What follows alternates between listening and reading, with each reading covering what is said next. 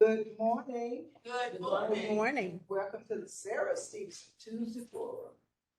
I am Laura McCletty, one of your facilitators, along with Mary Johnson, those that are here right now, Sarita Cheryl, and Natalie McElrath, and of course, Steve Johnson. And our speaker today is Ms. Mick Alexander. Oh, and there's Jackie. We have with us today, and Western Roberts. Oh. Carrie Brown. Was with, relations. But we have as our guest speaker today, Ms. Alexander. She's been around for a while. We've been on each other for a long time. And she's happy to see all of us because she knows a lot of us that are here. But before we get started, we'd like to ask Sarita to lead us with a prayer. Good morning, everyone. Good morning. Bow your heads as we pray together. Dear Heavenly Father, may you bless us with the restless discomfort about easy answers, half-truths, fake news, and superficial relationships, so that we may seek the truth boldly and love deeply within our hearts. May God bless us with holy anger at injustices, oppression, and exploitation of people, so that we may tirelessly work for justice, freedom, and peace among all peoples. May God bless us with the gift of tears to share with those who suffer from injustices, pain, rejection, starvation, or the loss of all that they cherish, so that they too may reach out their hands to comfort others and transfer their pain into joy. May God bless us with enough foolishness to believe that we really can make a difference in this world, so that we all are able, with God's grace, to do work that He calls us to do. God, remember our children, every place, all the time. It's in your Son Jesus' name. Let us say together, amen. Amen. This is good guidance to us. The surroundings or around the surroundings. We don't have anyone that's new here today. Everybody's familiar with the process. And you will be recognized by show of hands once our presenter presents. And we recognize you. You ask one question, no debating, just as a reminder, no commentary. And if you need to talk with Mick, if she has time after 10 o'clock, because at 10 o'clock we have to be out of this area. And Mick, just as information, I know you've attended Tuesday Forum before, but people do come in different times and they leave different times respectfully. So don't let that disturb you in your presentation. But we're happy to have Mick Alexander here to speak with us about image wealth management. This room should be full because of the title. But without any further ado, let's welcome Mick Alexander. Thanks. Can you just tell us a little bit about your background? And she does miraculous work.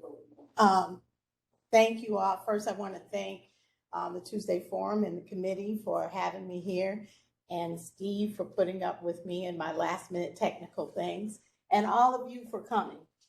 And then those who are joining us online, thank you very much. So let me clear up something, because I heard you talking, and yes, the room should be full based on the title. Image Wealth Management is our legal name, but we are not a wealth management company. So a lot of people get that confused, and I understand why.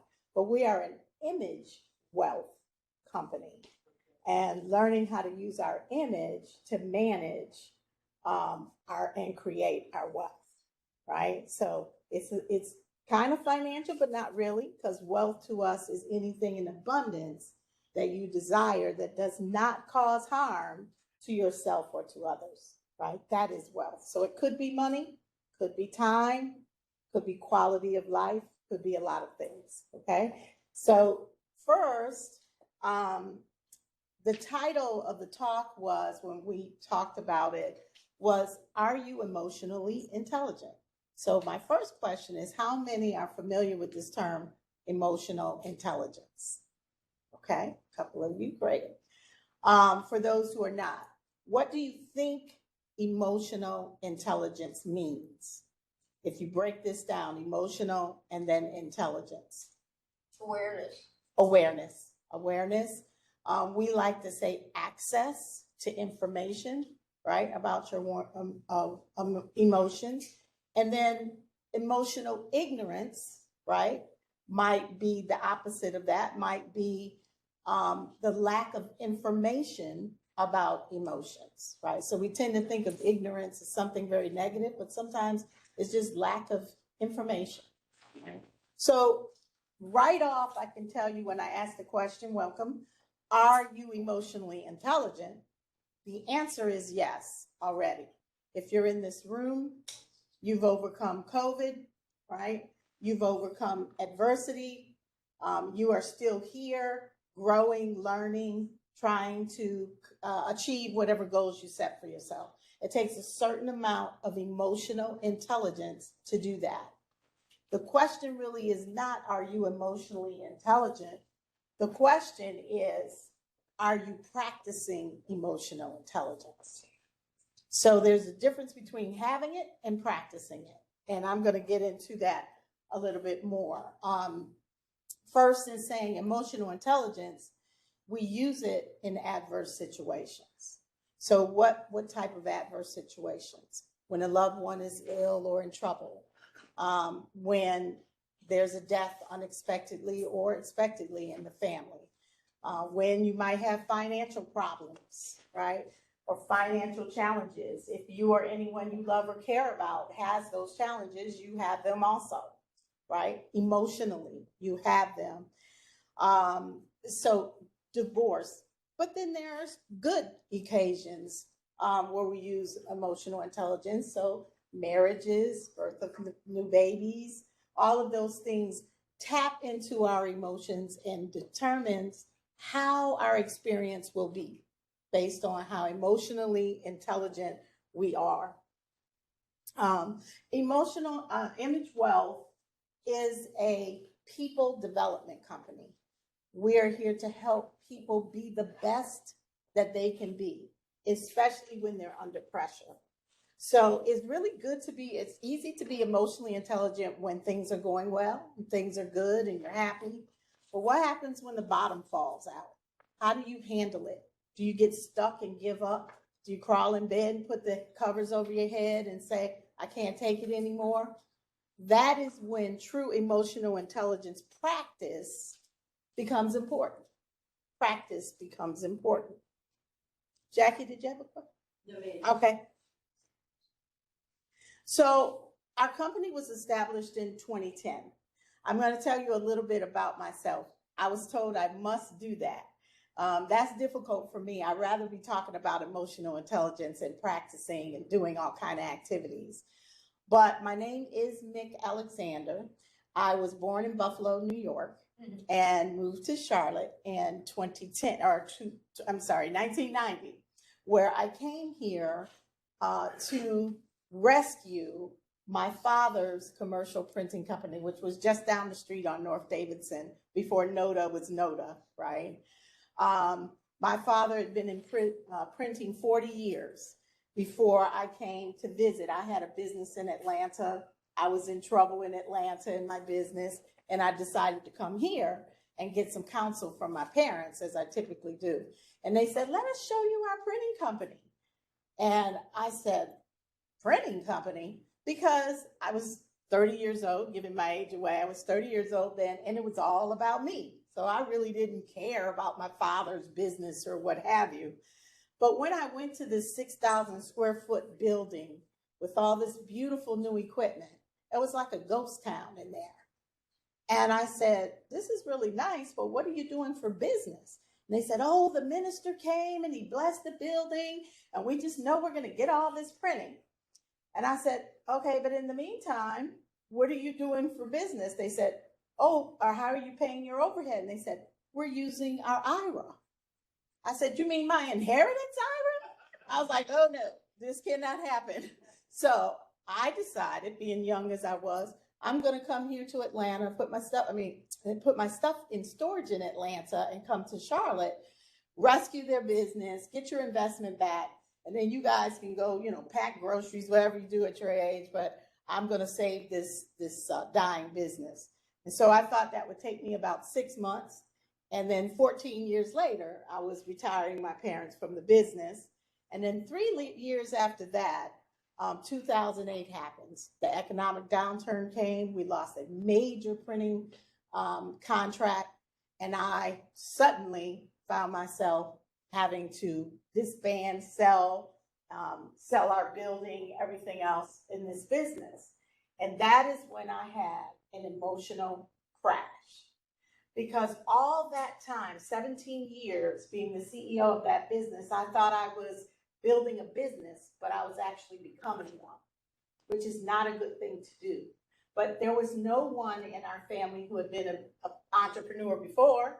So there was no one to help me emotionally grow as a young woman and as a CEO in that business. I was just doing whatever came naturally, which was I was attached to the roles and responsibilities. I was attached to all of the awards and recognitions. I was attached to that so much that people would say, aren't you Overflow Printing? And we later became Overflow Corporation. So they would just say, aren't you Overflow? And I would say, yes, right? But no, I was not. So emotional intelligence, although I didn't have a word for it way back then, would have really helped me be able to separate my roles from my emotions, had I known then at a younger age, but I didn't. I also believe all things happen for a reason. So I wouldn't change a thing, because had I not gone through all of that, I wouldn't be standing here talking to you guys today. So after that crash happened, I was really out of sorts. My friends would say, but you have money now, because we fared pretty well. Printing has a lot of expensive equipment. And my mother was in finance, so we knew how to manage money. But I didn't know who I was or what I liked to do. So for them, it was a simple solution, but for me, it was quite challenging. So I went to Europe. I was very fortunate to have a family friend who lived there. I tried to find myself there, and what I was really interested in was resiliency. How do people crash and bounce back? So I started studying people who reading biographies and all these things of people who bounce back. Then I came back to the United States because this is making me, I don't like standing and blocking this. So I came back to the United States because I realized, as I was telling Tommy earlier, you can think you have a lot of money, but if you can't live off the interest, you don't have enough, right? So Europe is very expensive, and I was living in Wimbledon at the time. So I came back home and decided, okay, I'm going to do a business that helps people be able to manage their emotions during a crisis, because that's what I learned from the printing business. Every time we had a crisis, it really wasn't about the printing that we did. As long as you had a press and you could produce a decent product, people were okay with it. But what they were really buying was our image. We had an image of being a family-owned business. I had an image of being a young African-American in a predominantly white male industry. People wanted to support that cause. I also rode motorcycles. I had people that supported us because of that. And we were family owned and people like that. So they were buying what the business was about. They were either buying me or the salesperson or whatever we stood for, but the printing was just the printing. So I learned that image had great power. If you do it correctly, people will believe in you and give you an opportunity, even after the crash. So I started putting this course together and teaching at some of the colleges and universities. Image is Power. Image is Power. I wrote a book. It's called Image is Power. It is a workbook There's exercises in it, and it's all based on how do we overcome? How do we overcome adversity? And so as I know now, what I didn't know then, I was just scratching the surface. I actually ended up discovering that I wrote that book for myself because in 2011, I got diagnosed with breast cancer. And no one in my family had ever had cancer. Back in 2011, if you asked the class, how many of you have had cancer or know someone who's had it, only about 50% of the people would raise their hand. Now, how many of you have had cancer or know someone in your family that has had it? Raise your hand. Okay, see, just about all of you. Raise your hand. So back then, it was, new. And I discovered that what I was going to do was pull that book out that I wrote and do those exercises and see if it actually worked. Helped me get through that crisis because I elected to continue teaching and continue building my business during the whole time. And it did, to my surprise, right? I knew intellectually that these principles work. Emotional intelligence was not the word. Mood management was the word at that time. But I had never really put it to the test. Then in 2014, I fell down the basement stairs and broke my back. So that made cancer seem like the flu, right? Because I'm being told, you may never walk again. You may never dance again. And dancing is my life. I love dancing, right? I love music. And on top of that, my parents had moved in with me in November, and they are seniors, obviously, and I fell in December. So they hadn't been there long, and my father now had to bathe me, get me dressed in the morning. He's not a big man, right? So I was very uncomfortable with this. This was a real humbling experience, and I didn't want him to see me, naked and stuff. And he goes, girl, I used to change your diaper. And I'm like, it is not the same thing now, okay, as when I was 2 years old. It's different. So, but what I learned, again, controlling my emotions through that situation made all the difference in my recovery. Because after they told me I may not walk, they were going to do an experimental surgery on my back, which they did. They put cement in my back. In 6 weeks, I drove myself to my checkup. They had told me not to even try to walk for 3 months. Don't even try. Welcome. And the doctor was so surprised. He said, where are your parents? And I said, they're at home. He said, how did you get here? I said, I drove myself. He said, you are a walking miracle, right? Maybe, yeah, I guess it was a miracle. But for me, it was emotional intelligence, because when they said that to me right away, I said, no, that's not true. My mother lost it. Oh my God, she'll never walk. No, that's not true.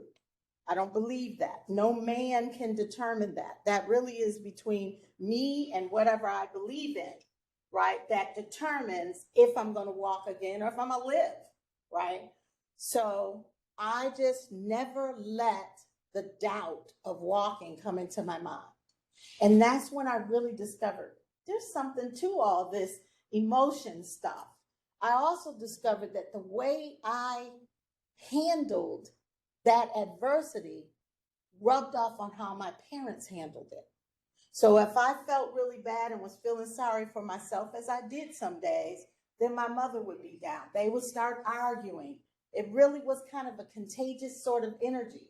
But when I was positive and up, and I knew what I was going to do, they were positive and up. So I started seeing how my emotions influences others around me, in adverse situations especially. And these things I did not really knowing that I was going to be standing before you and thousands of others that I've taught emotional intelligence to. I was just living and learning from my experience and recording it. And knowing that one day I would support someone, because my dream was to support caregivers, because now my senior parents live with me. And they are 89. My dad will be 89 this year. My mom will be 86, excuse me. And they're a handful. So I never had children. When I had the printing company, I made a decision to sacrifice. No, I'm not going to have kids. I can't do both. I don't know how women do it. Bless your hearts if you have children and a career. Don't know. But I made the decision to bring my parents to live with me because I did not want them in the hands of strangers, right? So this is a full-time job. And it's full-time not so much because of them, but because of the system that is not really set up to support them, right? So luckily, my mother has most of her faculties. She's still highly functioning in her financial area, so she's able to pay her bills online, which is a huge thing for an 85-year-old, right? But many of these seniors do not have that capability, and they don't have the support. And even with all my mother has, when she gets on the phone, the way these people talk to her and treat her is, I think, should be a crime, right? I think that there ought to be some sort of support for seniors and anyone else who is struggling to keep up with technology. Don't tell an 85-year-old, oh, you have to go online and fill out this application and assume that they can do that, okay? So those things trigger me. I still am seeing my emotions growing, and from situation to situation, how do I manage that? So I want to give you a definition of emotional intelligence so that you can really understand what it is. And this definition comes from Peter Salovey and John Mayer. Peter Salovey is the president. They're both doctors. He is the president of Yale University today. And Dr. John Mayer is his colleague. And they were painting Mr. Salovey's house, and neither one of them liked painting. And they got to talking, and they were like, well, how can we do this thing we don't enjoy and have it turn out to be really nice, right? As opposed to just slapping it up because we really don't want to do it. And one thing led to another, and they discovered, hey, our emotions has a lot to do with this. It has a lot to do with the outcome of what we're trying to accomplish. So they came up with this definition. Emotional intelligence is your ability. It's a skill. It's a skill, basically, that allows you to process information about your emotions and then use that information to make good decisions, right? So what happens a lot when people react to their emotions is that they are feeling it and reacting. They're not processing any information about what they feel. They're just going with it, okay? We all know the common situation, which I like to use as a demonstration, which is happened at, I believe, the Emmys or one of these award shows where someone goes up on stage and they slap the person in front of millions of people, right? And so we all talked about that. People were on different sides of the fence, whether it was justified, this reaction to this person's emotions. But here's what I want you to see. There was a period of time between what happened that triggered this person and them walking up to the commentator and slapping them. There was a long walk to get there. Plenty of time to change your mind, plenty of time to second guess. Do I slap this person? Do I punch this person? Do I whisper in their ear, okay, you and I have something to talk about after this? What do I do? And the choice was, I'm gonna slap them. Okay, everybody know what I'm talking about, this situation? Yeah. Okay. So we talk about that. We talk about the incident. Clearly, you can see there was a lack of emotional intelligence. If you look at the definition is the ability, a skill, to process information, use the information to make a good choice. Okay, I'm paraphrasing. Clearly, that didn't happen. But more importantly, what happened and we don't talk about is the person who got slapped Did he slap him back? Did they start brawling on the stage or whatever? No, he kind of made a joke of it. There are people who said, oh, he's weak. He should have done blah, blah, blah. But I say he was the most emotionally intelligent person in that room. Because not only did he keep himself together professionally, he went on and carried out his job responsibility. Now, later on, he came back and he processed that. He said he had a concert and he said, I'm going to talk about this one time. Let all of you guys say what you have to say, then I'm moving on. That's emotional intelligence. It's the ability to process information quickly, right? Because you've been practicing.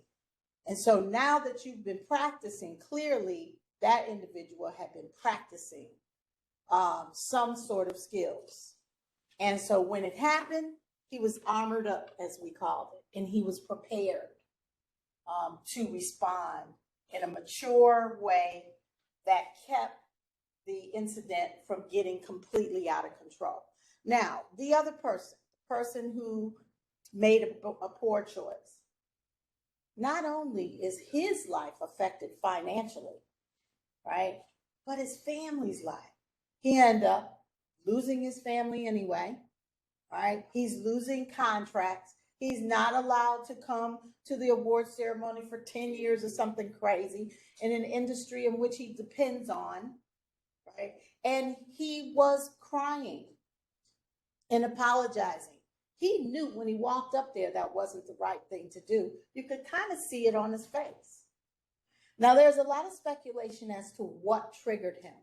Why did he do it? Because in the beginning, he smiled. He laughed too at the joke, right? But then something happened and he's like, oh, and all of a sudden he was triggered, went up and he responded. Not responded, reacted. There's a difference between responding and reacting to your emotions. Person who got slapped, responded. Person who slapped, reacted. Okay? Two different things. So there is a difference. It's okay, my friend. I'm going to take a drink of water if you don't mind. There is a difference. So we want to be able to practice emotional intelligence. We're already emotionally intelligent, but are we practicing? So our company, Image Wealth, we believe in giving people a space. So first we're going to give you tools, right? There's a system that I've developed called the Image Wealth System for Success. It has a lot of emotional intelligence in it, but it has other things in it as well. It is the system that I use to bounce back. It's the system that I use to be standing in front of you today rather than giving up, which I felt like jumping off a cliff. Okay, so I've been there. It's the system that I use to overcome cancer emotionally. I didn't know what would happen. It's the system that I use to overcome a broken back emotionally. And it's the system that I use every day when Marie and Elmore are in my life and they are never leaving my house, right? I love it. I'm very blessed. They have both my parents. They just celebrated their 68th wedding anniversary. Now, I look at these two and I say, I don't get it. I don't know how you do that. I don't have that thing that you stick together for 68 years no matter what. But I did ask my mom. Mom, and a lot of young people always ask them, how do you stay married 60-something years? And what she said was, one, I made a commitment. That's number one. But most importantly, your father makes me laugh more than he makes me cry. So yes, he makes her cry, he makes her upset.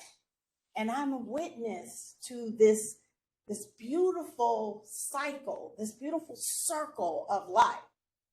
So many people don't get to see what I've experienced on the inside. Usually, if you're taking care of a parent, it's one parent, right, living with you.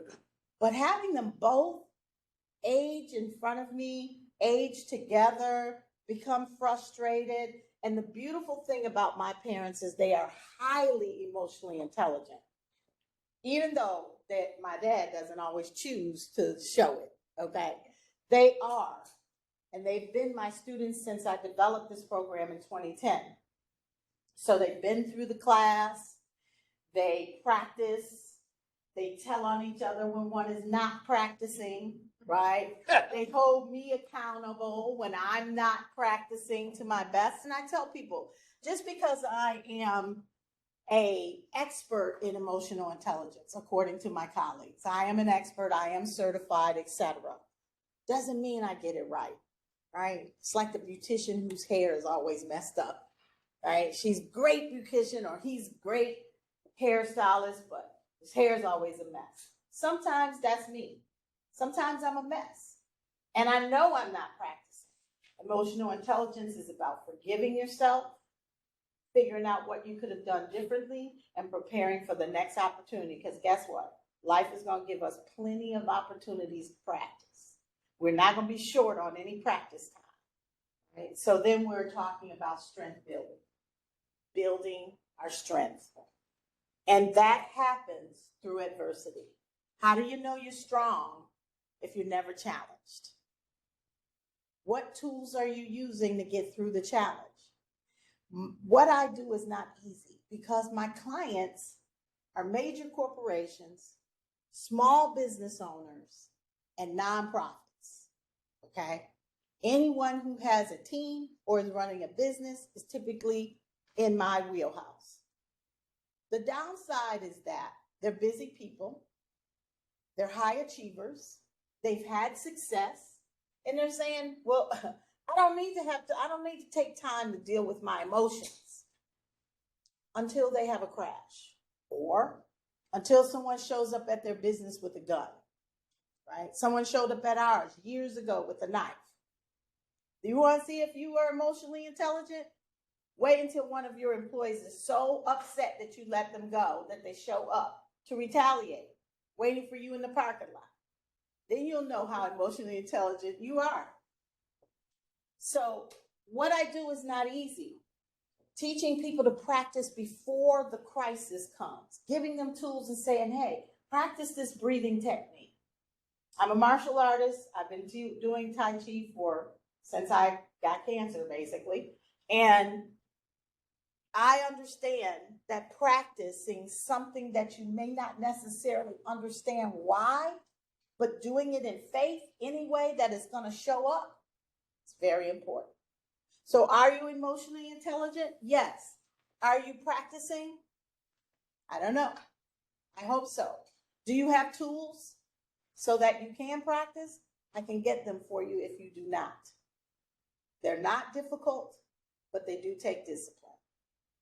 And one way or the other, you're going to get a chance to practice. So it's best to have the tools and be armored up in case that you do. So with that, I want to tell you a couple of things and then I'll take questions. A couple of things about how you can engage with image wealth. One is we have training classes. They are typically in person. Sometimes they're virtual. I have not had my own training class for image wealth. My classes come from my clients' request, okay? 2, we do testing. A lot of people have heard of EQ testing. This is like your IQ, right? How you take an IQ test, you can take an emotional quotient test. And we come back with an actual scientific number showing where you are on the emotional scale. Some people might be intimidated by this because most of us think, oh, I got this. I got emotions. I'm good. Until they get the number back. And then they're like, oh my goodness. Because it measures you in 4 different areas. And here's the thing. You might be highly emotional intelligent when it comes to your job or when it comes to raising children or being married and not so much in other areas. Maybe you're trying to do a personal weight goal and you keep quitting or you keep falling off the wagon. Maybe you have an addiction and you're falling off the wagon with the addiction. So just because you're emotionally intelligent in one area of your life doesn't mean you're going to be in all areas of your life. And that's normal. That's where the practice is. That's why you want to practice. But do you have the tools to get there? Another way, so we can give you an EQ test if that's where you want and let you know where to start. The other thing is we have something called the Green Zone community. So once we teach people the tools, it's a lifetime, it's a journey, it's not a destination. So they say, well, where can we go to practice where if we screw it up, I'm not going to be judged, right? I need an opportunity to say, I made this mistake. How did you do it? Can you help me? Or I'm thinking of doing this. Is this a good idea? I need a place to practice without being judged. So we created the Green Zone community. It's a virtual community. You can go online and join it. And there are people in there, plenty of business. Most of them are business owners or leaders of their church or community. They're in there practicing together. They're in there sharing their experiences. And then there is the advocacy part of what I do, which is just spreading the word, like today is part of my advocacy, spreading the word about how important emotional intelligence is, especially in the African American community. Now, I have taught this subject to just about every college and university in Charlotte, except one, Johnson C. Smith. Okay. Now, I don't want to call out Johnson C. Smith because they're a great university, and I've done some other things. And not only that, I've worked with some of the students there. I've also done business classes there. But when it comes to talking about our emotions and giving us some foundational tools to stand on, our young people are not getting them. They're not getting them until they're thrown into the fire. Now you got to deal with the crisis and learn how to be emotionally intelligent at the same time. And that's very difficult to do, especially when you're young and you haven't had a lot of life experiences. So getting these tools in the hands of our young adults who are our future leaders, who I'm depending on, right? Because I'm rapidly approaching senior citizen myself. And I'm hoping that the young people in this room and the young people who are not will be able to get a hold of these tools so they can start practicing now. And they'll know how to have a conversation under pressure. They won't be yelling and screaming or resorting to guns and knives or whatever it is and punching. They'll be able to have intelligent conversations with people who are unlike-minded, because that's the key. To be able to have a conversation with someone who sees the world differently than you do, but still have an intelligent conversation, is emotional intelligence. You don't have to agree, but can you listen? Truly listen. Maybe learn something, right? And come to a compromise. So we have created the Green Zone Talks, which is a monthly talk. The next one is going to happen on February 16th. It's a virtual talk on Zoom. The audience is there and can ask questions. And it's about emotional intelligence in the professional working environment. And I bring in subject matter experts from all different areas of business to talk about how to use emotional intelligence in that line of business. So on February 16th, I have the good fortune to have Commissioner Arthur Griffin be our speaker, and he is going to talk about having emotionally intelligent political conversations. Now, that is something that a lot of people don't agree on, right? How do we have a political conversation with our families and coworkers, right, when we don't agree? But how can we take all the little pieces and make something really good that we can agree on? Now, when we get to that point, we're not there yet. As a society, we're going to see a shift. And I hope to be a part of that shift, a part of that change. And then in March, we're going to have Denisha Hall, I think. I'm sorry, she's going to kill me because I don't remember her last name, but I did write it down. Emotional intelligence is about breathing through when you don't remember a person's last name. But Denisha,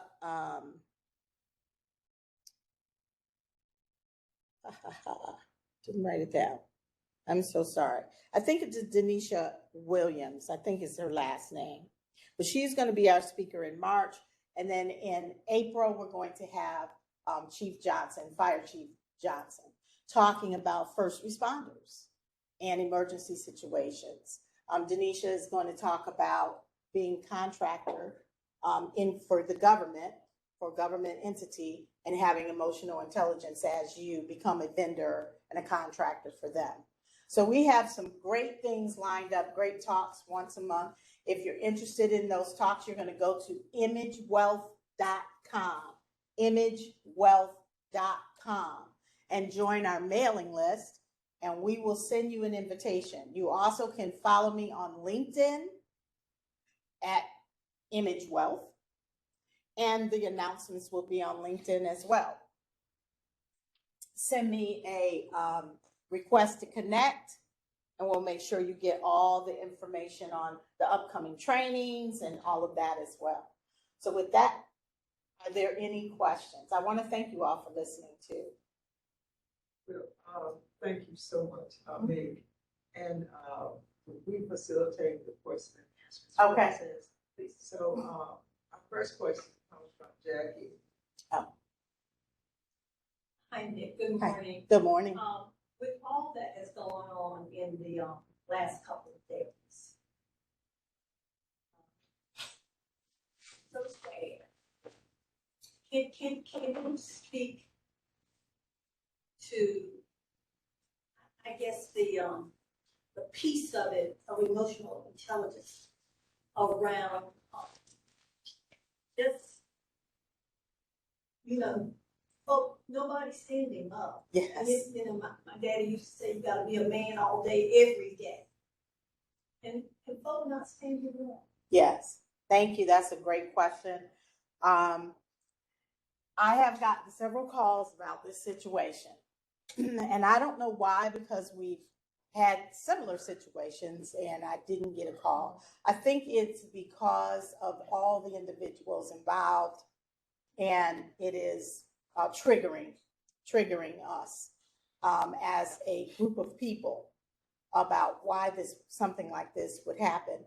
And to Jackie's point, why at no time did anyone say, hey, that's enough. Okay. They did not practice emotional intelligence. Now, there is an argument, did they even have it? Because some would say, well, they didn't have any emotional intelligence to carry on and act like this and to continue until this person dies, right? At no point.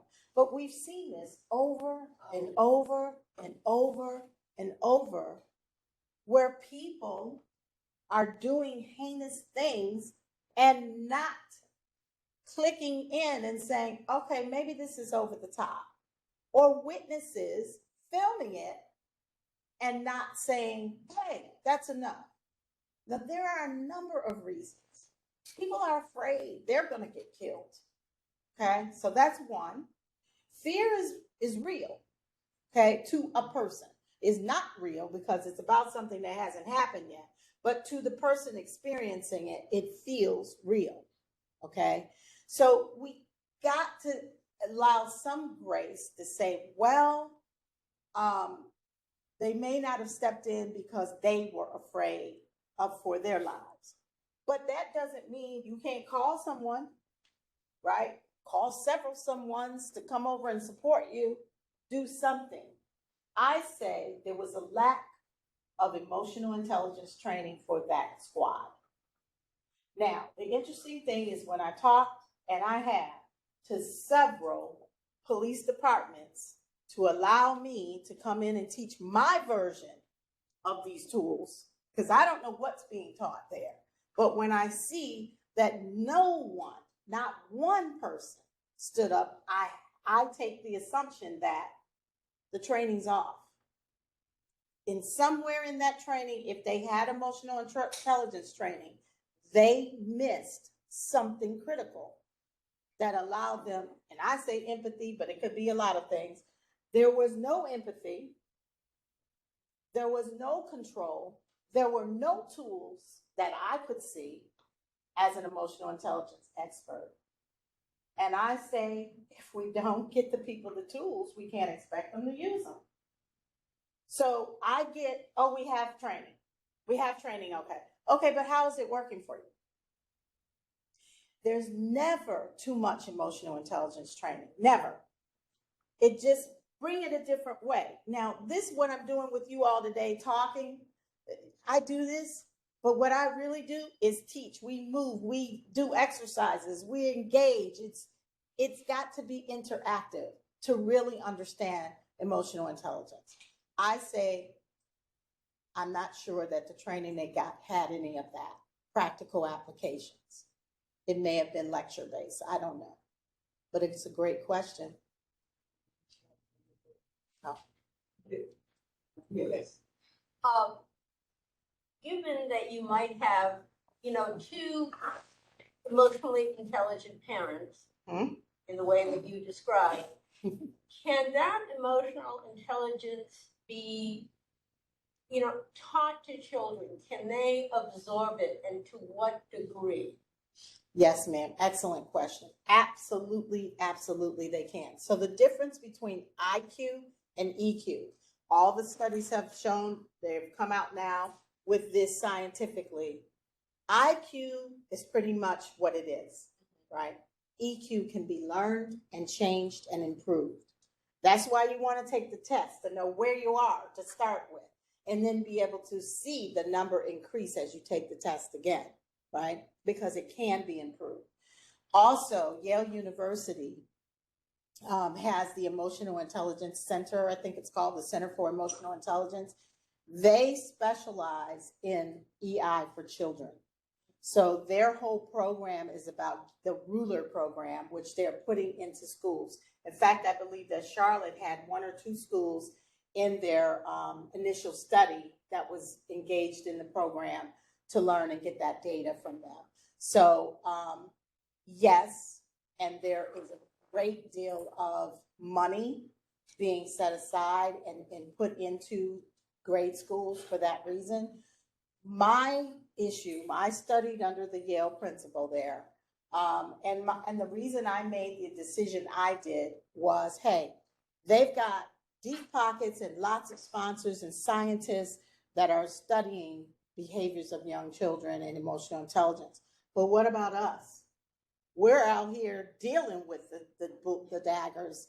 Who's going to help us get these tools later in life, right? So my hope is that the ones coming up, they will have these tools from an early age, and we will see the difference in time.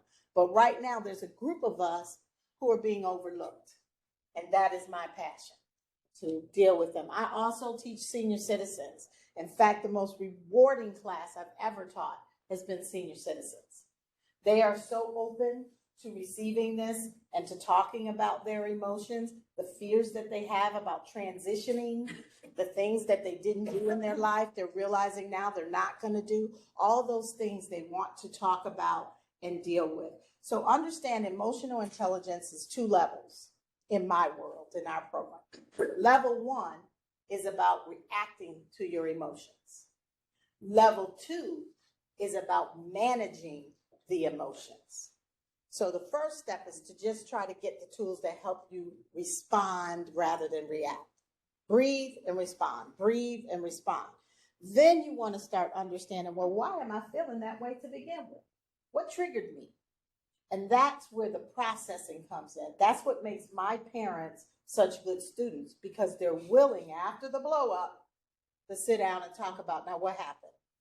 What can we do differently so that we don't do this again, right? Because we're getting too old to argue about who put the cup right there when it should have been right there, right? So that is part of the program, is teaching people how to process through the emotion once the incident or the crisis has happened. And that's what's missing. You can process through those emotions right at the time the crisis is happening. That, Jackie, is what was missing. None of those people had processing abilities. They were just going with it. They just went with the rush. But no one stopped to process through, wait a minute now, I see this person's not breathing. I see him calling for his mother. He's a grown man. I see they never saw the signs because they were not present. They were not self-aware. They were just gone. Okay, Mary. Oh, when I was working, I was in the school system. We did extensive study on Gardner's 7 intelligences. You may have heard of those. And the 8th one was emotional intelligence. So we got to do that. But don't you think that because of the violence that children are looking at on TV, that they become desensitized to that when they see violence? Because if you look at some of these shows that are on TV, and I mean some of these rappers and all this, and children become desensitized. It's a normal thing that they see and hear. Yeah. You know. That's a very good question. And let me just say, I'm not a psychologist, in case y'all were wondering. I am not. I am told by my psychology team, I have a team of psychologists that I work with, if it gets to the point where I feel that that level of support is needed, that what makes our emotional intelligence system so powerful is that I'm not a trained psychologist. I am going from my real life experiences, which I've had, which I shared with you, are really some extraordinary life incidences to be able to develop this. Do I think children are desensitized? I think they can be, yes. I think this is why we want to get emotional intelligence to the adults. The adults who are responsible for these children, if they are not emotionally intelligent, if they don't have tools, we can't expect them to bring those tools home.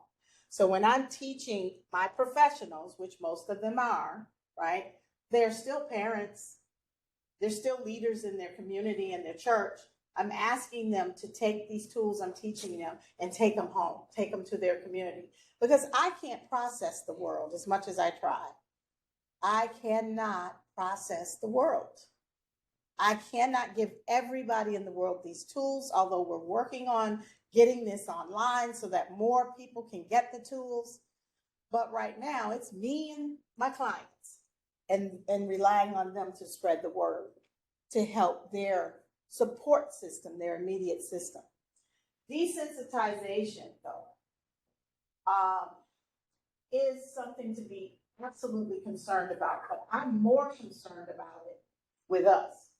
The TV, the news, the social media, us reading that and becoming desensitized means we can't recognize it when a kid is, because we're that too.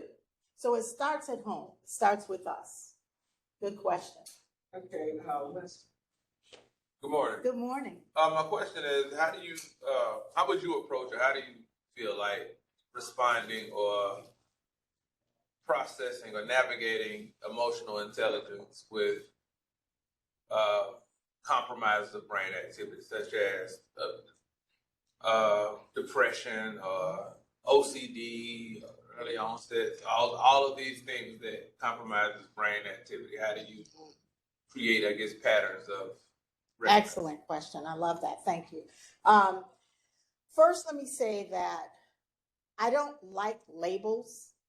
Oh, you're depressed, you're OCD, you're ACD. I understand them and why we have them, but I also think that sometimes we use them and then that person who's been labeled takes on that as the truth, right? And it makes it harder for people like me and psychologists, psychiatrists to move them in a direction. So it would be, sometimes it's easier not to know what the problem is. However, I have worked with people who are extremely depressed. And I find, for me, the key is empathy, right? A lot of these people are going for days at a time. There's a little without being recognized, there's a little exercise we do usually in class. And it really is, it's a presence drill. It calls for two people to get present with one another. And I can't tell you the number of people, and I've probably done this 500 to 1,000 times now in classes, that cry. Their emotions are just triggered because someone saw them. A lot of times the things that we're experiencing emotionally is our mind telling us no one sees us, no one hears us, no one cares. So the way I approach it is to make sure, first of all, they know they're seen, heard, and that someone cares. That's what the community is for. Also, having a place you can go where you know you're not going to be judged, even if you are labeled, is another way of helping this person get a first step. But again, that's why I have psychiatrists and psychologists that I can refer people to, because there are times when people need that level of support just to get back to us, right? But I'm going for the majority, high functioning adults. They're in their roles, whether it's parenting, working, whatever, both, or whatever it is. They're doing it, they're feeling something, and they're not telling anybody. That's who I'm going for. I can help those people. If they're already there, they're standing on the ledge, they probably need one of my colleagues. Okay. Did that answer the question? Thank you, sir. Yeah. Tommy, don't give me a hard question. No, do you find a difference between the races, like a white person, a white individual, and a black individual, or a Chinese individual? Do you find a difference between the races in emotional intelligence? No, I find, well, yes and no. No, because I am really working on the race consciousness and trying to remove and see people as human beings. That's number one. But two, there are differences in cultures. There are differences in the way that we react and respond to one another on a human basis. I remember one class I was teaching, and we were doing the presence drill that I was speaking of. And the gentleman was African in the class. He was a professor. I was teaching a group of teachers at a university. And he became very emotional. And he said the first thing was, he was taught as a child, you never look an adult, especially, in the eye, right? And so it was triggering him, because what was coming through was he really wanted to do it, but it was bumping up against his belief system. And he didn't know how to manage that emotion. He didn't know how to make the leap. So we had a little session together, and I said, it's completely up to you. Maybe it's not time to challenge that belief. Maybe it is, because you're struggling with it. So what is the emotion telling you? So the emotion tells me I want to do this.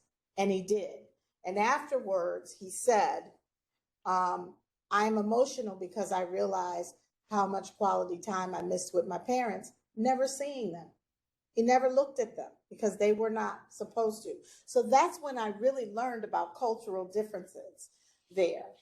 But I allow people to go at their own pace. We meet them where they are. If this is too much for you, we've got several other tools you can practice. I believe when you were talking about the intelligence test, you said there were 4 parts. 4 parts. Your ability to use, perceive, manage, and understand emotions. So it's measuring you in those 4 areas, because remember, our training is on your abilities. There are traits. So the 2 types of emotional intelligence measurements are traits and abilities. Traits would be more like personality characteristics, right?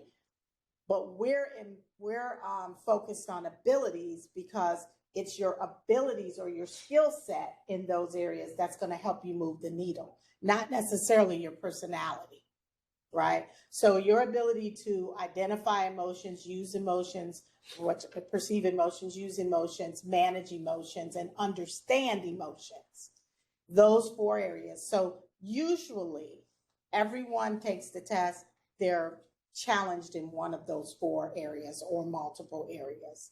And then that's where we know where to start with you and where to move you and where to give you practice tools.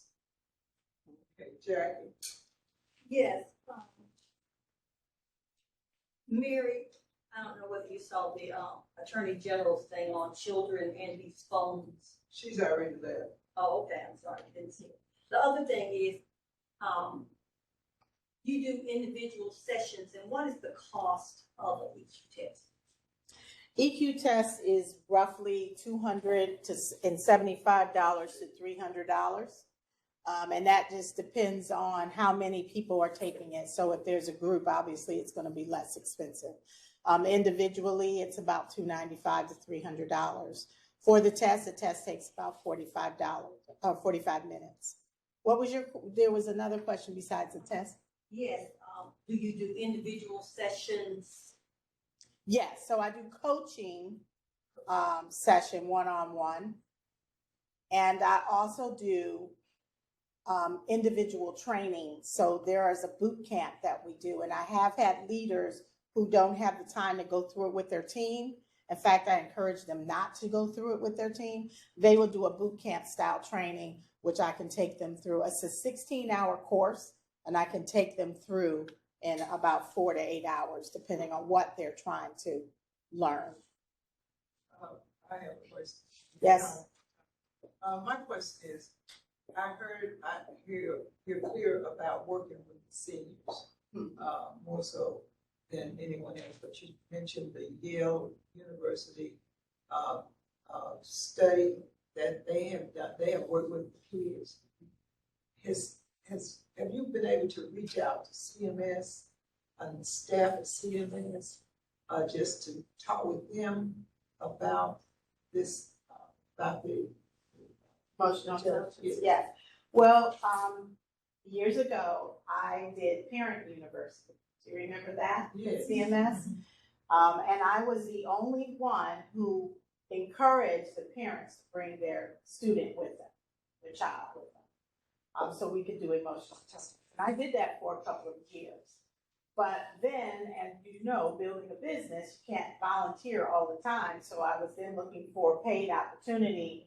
And that's when things kind of went south. So I hadn't been able to do anything with CMS yet, but we did, as a matter of fact, reach out, I think, last week to try and reconnect with them and see if there's something we could do. Really interested in the high school seniors because they're getting ready to go into college. But I can say that the real sweet spot really begins when they are in college and graduating and getting ready to go to school. If they didn't get it in grade school, the next time they really need it is when they're getting ready to go into the workforce, right? Because they're going to get rejected, and a lot of them don't know how to handle that rejection. So I have worked with the colleges for that reason. Tom? Yeah, do you find that, well, in this society, a lot of people are taught to suppress their emotions or not talk about it or not deal with it? Do you find people in that category in your program where they don't know how to deal with their emotions? Absolutely. Yes, that's at the root cause of a lot of things. We're taught that, don't air your dirty laundry. Stop crying. When you're a little kid, they say, stop crying, I'll give you something to cry about, right? So all of those, we call them precepts that we develop from a young area or from our culture become what holds us back as adults. And so, yes, we have those people, but that's what the tools are designed to do. The tools are designed to give them a way to talk about their emotions, especially if you're in a professional setting, without sharing exactly what the topic is. So I can come into work and tell you I'm in a green zone or I'm in a red zone, but I don't have to tell you why. But my team knows, and we pick up the slack for one another based on that conversation. So yes, we have the tools for that, especially. Good question. Thank you. Thank Ms. Laura. Yes, I want to ask, are the green zone talks similar to going to AA and NA meetings? No, not at all. Not at all. The Green Zone Talk is an open forum. It is designed to be like a podcast, but a live one. And then I am the host, and I'm interviewing this subject matter expert on their area of expertise and emotional intelligence in the workplace. Then we like to open it up for the audience to participate. Now, because we have some very vocal audience members, we are looking at ways to be able to get them to ask questions without it throwing us off track. It's only a 1 hour program, so there's a lot to cover in 1 hour. But our questions come predominantly from the audience. Do we have any other questions? I think I may have misunderstood something. What were you talking about, the safe zone? We're focused. Yes. So there are two green zones. So first, let me explain a green zone. A green zone is a space, typically virtually, but could be in a person, that is safe, winning, confidential, non-judgmental, and respectful. Okay.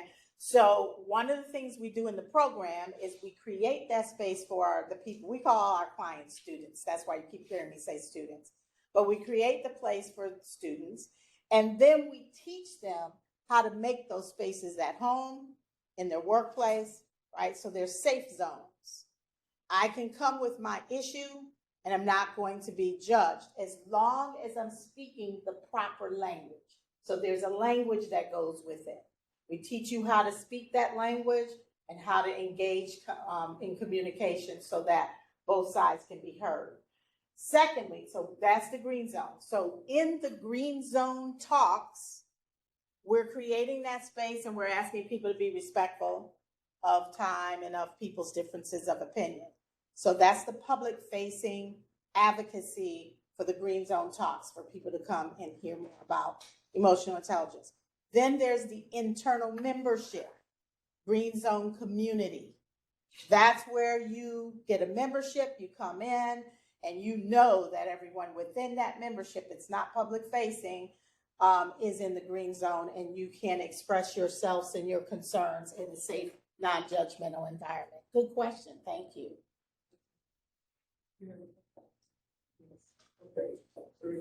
How about this?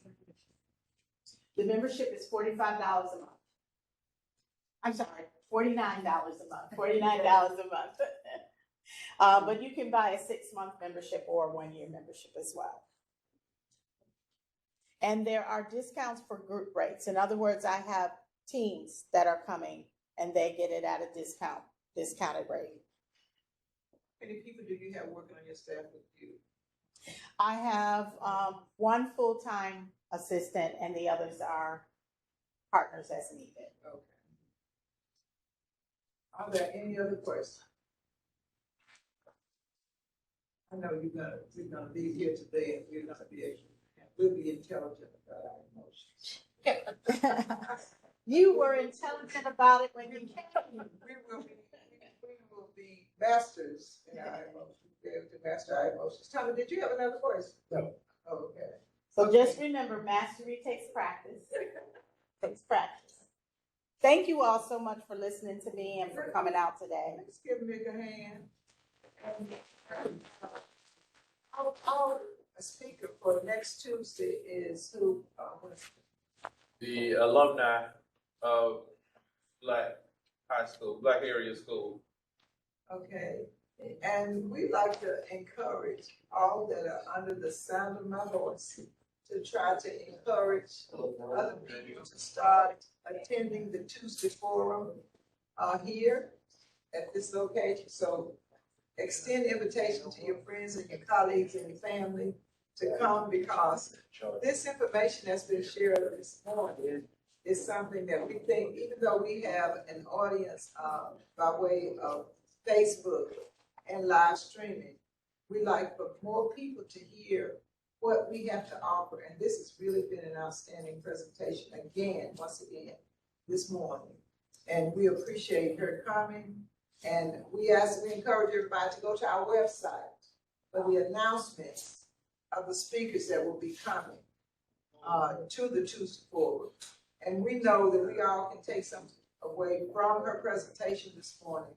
But when we invite her to come back again to share with us, or of course we can go and visit her presentation this morning on the website, we'll have some takeaway, and we will know how we can better explain to those that are in our listening audience, or try to encourage people to hear and see what they have missed, in her presentation. So once again, Mick, it's wonderful to see you, And this has been extremely powerful. And we would like you to come back and visit with us. Absolutely. I'd like to come back and hold a little mini workshop so you all can get about those seats and do the exercises. So I'd love to do that. Yeah, that'd be a good thing. We talked about having a retreat, and once we do that, you know, we can set it up for you to come back to do that. Okay. Okay. Do we have any other announcements? Okay. The Juneteenth calendars are here. Please get yours before I run out because they're going fast. And I have a few with me in the car. And there's a few in my car that's in the garage now. I'm driving a dealer car, but I have a few today, like 10. And I'd like to see everyone here at least get one calendar because you charged me last year with the charge of bringing other people to this forum who celebrate Juneteenth.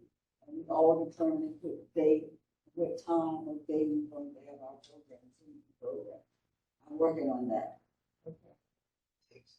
Jackie, did you have an announcement? Yes, I'd like to announce, and Mary's not here, I know she didn't do it, but on next Tuesday, the presentation will be of graduates who attended the closed Black schools Okay. in Charlotte. Okay. And the following Tuesday, we are going to have the CFO for the Charlotte Regional Visitors Authority that will be here. And I'm asking you all to please reach out to the small businesses because he would like very much to have an audience of people in our community that have businesses to attend because he said there are a lot of opportunities available for almost everybody in this city, of course. And he wants to reach out to them, and he will be here. I asked him to make sure that he can answer the questions that will be asked of him and follow up with commitments that he's making, you know, to our audience.